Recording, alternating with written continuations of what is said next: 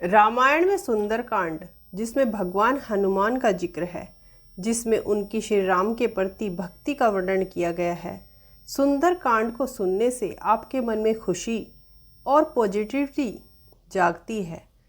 अगर आपके जीवन में कुछ परेशानी है तो सुंदरकांड के पाठ से आपको शांति प्राप्त होगी और आप बेहतर तरीके से अपना ध्यान लगा पाएंगे।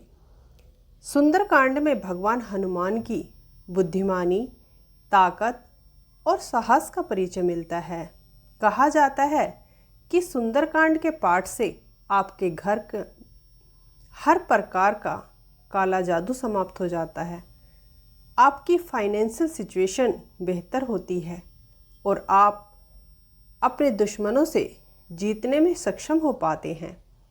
सुंदरकांड को कई बार रामबाण की तरह से भी देखा जाता है, जिसमें आपकी लाइफ की सारी मुश्किलें खत्म हो जाती हैं। सुंदरकांड हमें बेहतर इंसान बनने में हमारी मदद करता है, जिससे हमारे मन में सुख और शांति का एहसास होता है। आप भी आज की इस वीडियो को ध्यान से सुने, इसे सुनकर अपनी लाइफ में अप्लाई करने की कोशिश करें। तो आइए शुरू करते हैं प्रभु का नाम लेकर। जय श्री राम, जय संकट मोचन। सुंदरकांड की शुरुआत तो हम सब जानते ही हैं कि जामवंत जी ने हनुमान जी को उनकी शक्तियां याद दिलाने में मदद की, जो वो भूल गए थे। इससे हमें सीखने को मिलता है कि हम सबके पास कुछ छुपी हुई शक्तियां होती हैं। ज़रूरी है कि समय से उन्हें पहचान सकें। समय से हम अपनी उन शक्तियों को पहचानना पड़ता है और उनकी मदद से आगे बढ़ना पड़ता है। अपने छूटे हुए पोटेंशियल को पहचानने, मुश्किलों में से भागने की बजाय उनसे भिड़ने की आदत बनाएं। जीवन में जामवंत जैसे दोस्तों का होना कितना ज़रूरी है। ऐसे दोस्त जो हमारे साथ खड़े रहते हैं और हमें अपने पोटेंशियल की खोजने में, अप्लाई करने में मदद करते हैं। भरोसा और फेथ हमें आगे बढ़ने में मदद करते हैं। लंका के सफ़र के दौरान हनुमान जी को कई मुश्किलों का सामना करना पड़ा था। इन परेशानियों से उनकी कई जगह इतनी बड़ी परेशानियां थी कि कहीं और होता तो वो सफ़र को बीच में ही समाप्त कर वापस लौट जाता, लेकिन हनुमान जी ने ऐसा नहीं किया। इस सफ़र के बीच में ही मैनाक पर्वत ने उन्हें आराम करने को कहा, जिसे हनुमान जी ने स्वीकार नहीं किया।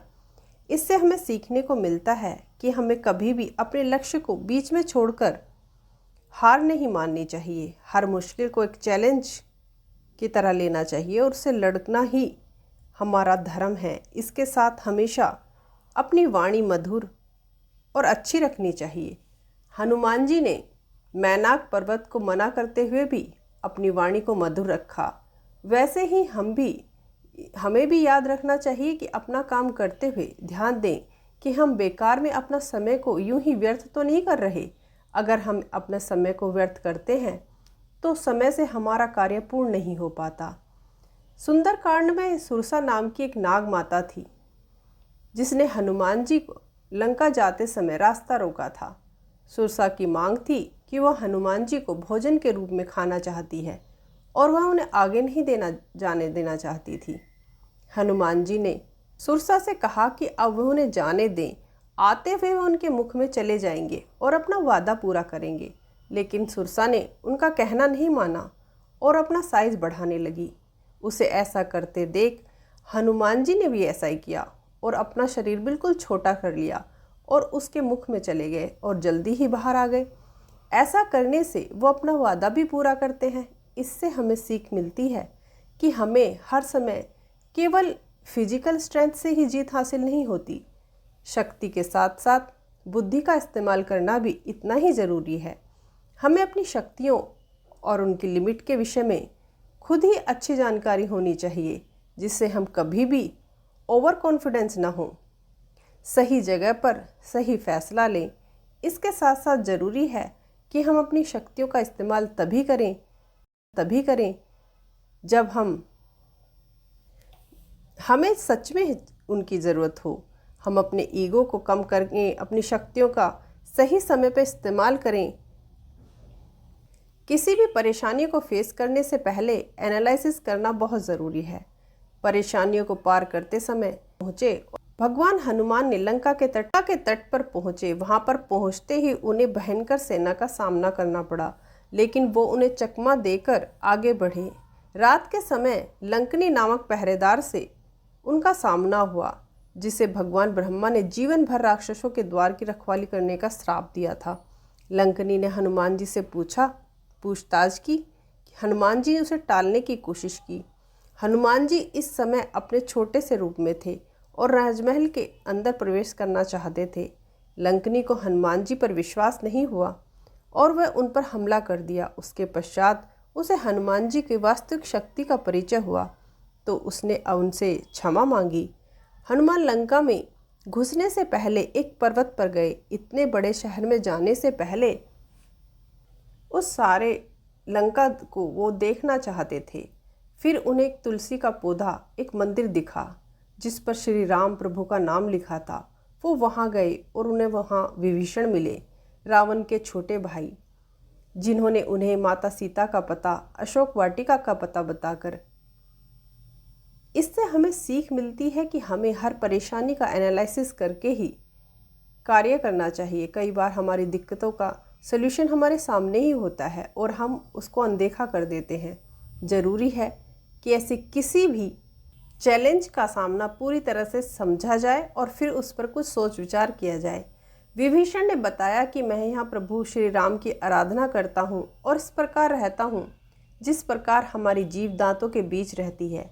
कई बार हमें ज़िंदगी में ऐसी परिस्थितियाँ आती हैं कि आपकी अच्छाई होगी, कई बार परीक्षा होती है और आपको ऐसे लोग मिलेंगे जो अक्सर आपको टेस्ट करेंगे।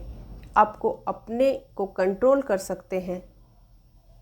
आपको कोई दूसरा आदमी नहीं बदल सकता, आपको खुद को अपने अंदर बदलाव लाने होंगे।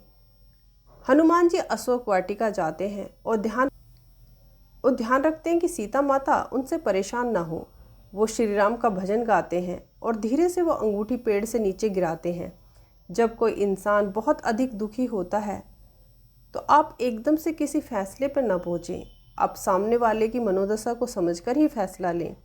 कोशिश करें कि खुद को उस जगह पर रखकर महसूस करें कि उस समय वो क्या महसूस कर रहा है। सीता जी लंका में राक्षसों के बीच रह रही थी। अगर हनुमान जी अचानक उनके सामने आ जाते तो वह उन्हें उनमें से एक समझती। ऐसा ना करते हुए हनुमान जी ने पहले श्री राम के नाम का भजन गाया। उससे सीता माँ को यकीन हो गया कि हनुमान जी श्री राम के दूत हैं। सुंदरकांड के पाठ में जब रावण के पुत्र मेघनाद ने ब्रह्मास्त्र हनुमान की तरफ फेंका तो हनुमान जी उस अस्त्र से आसानी से निकल सकते थे, क्योंकि उन्हें ब्रह्मा जी का वरदान था कि कोई भी ब्रह्मास्त्र उन पर असर नहीं करेगा। फिर भी हनुमान जी ने ब्रह्मास्त्र के सामने झुकने का फैसला किया। इससे हमें सीखने को मिलता है कि हम कितने भी शक्तिशाली क्यों ना हो, हमें दूसरे की शक्ति को कम नहीं आंकना चाहिए, किसकी के स्किल्स को कम नहीं समझना चाहिए और अपने ऊपर घमंड नहीं करना चाहिए। हनुमान जी का रावण से सामना रावण के दरबार में हुआ। वहाँ उसने देखा कि देवता और दानव सभी रावण की शक्ति से डरे हुए थे। वो वहाँ इस प्रकार चल रहे थे जैसे सर्पों के बीच एक गरुड़ पक्षी की भांति। इसलिए कहते हैं कि कभी भी कितनी भी मुसीबत हो क्यों ना हो, कभी भी अपना कॉन्फिडेंस नहीं खोना चाहिए। लंका दहन हनुमान जी ने क्यों किया? उन्हें पता था कि श्री राम को युद्ध करते हुए बहुत सी मुश्किलें आएंगी। इसलिए हनुमान जी ने उन सभी जगहों को जला दिया जिससे रावण की सेना के लिए भी परेशानी खड़ी हुई। अपने दुश्मन की प्रवृत्ति को समझकर ही अपने फ़ायदे के लिए कार्य करना चाहिए। अपने प्लान एडवांस में बनाकर रखें। किसी भी कार्य को एंड तक टालना सही बात नहीं, कि कभी कभी ऐसी सिचुएशन सामने आ जाती है कि जब हम उस काम को सही समय पर नहीं कर पाते। इसलिए कुछ काम पहले से ही करके रखें। लंका का सारा काम करके जब हनुमान जी श्री राम के पास पहुँचे तब उन्होंने उनकी सराहना की। तब हनुमान जी ने केवल इतना ही कहा कि वो इस काम को इसलिए ही कर पाए क्योंकि वो अपने प्रभु का नाम लेते रहे। उनके आशीर्वाद से ही सब कार्य पूरा हो पाया।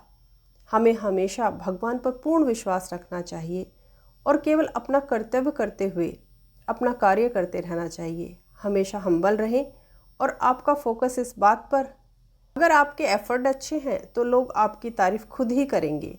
जब आप किसी के लिए अच्छा करते हैं तो हमेशा इस बात को ध्यान करवाना या याद करवाना ठीक नहीं होगा। इससे सामने वाले की मजबूरी को महसूस होती है और उसे बुरा भी लगता है। हमारे सनातन धर्म में जीवन से जुड़े ऐसे कई ही भाग हैं जिन्हें फॉलो करके हम अपनी लाइफ को सुधार सकते हैं। हनुमान जी की भक्ति में गाई जाने वाली इस पाठ को सुनकर आप अपने चारों ओर की नेगेटिविटी को समाप्त कर सकते हैं। सुंदरकांड के पाठ को ध्यान से पढ़ा जाए तो इसकी टीचिंग्स से हम अपनी लाइफ में अप्लाई किया जाए और प्रभु की भक्ति में लीन होकर आप कभी भी गलत रास्ते पर नहीं जाएंगे। इसलिए आज से ही सुंदरकांड का पाठ करना शुरू करें और आपको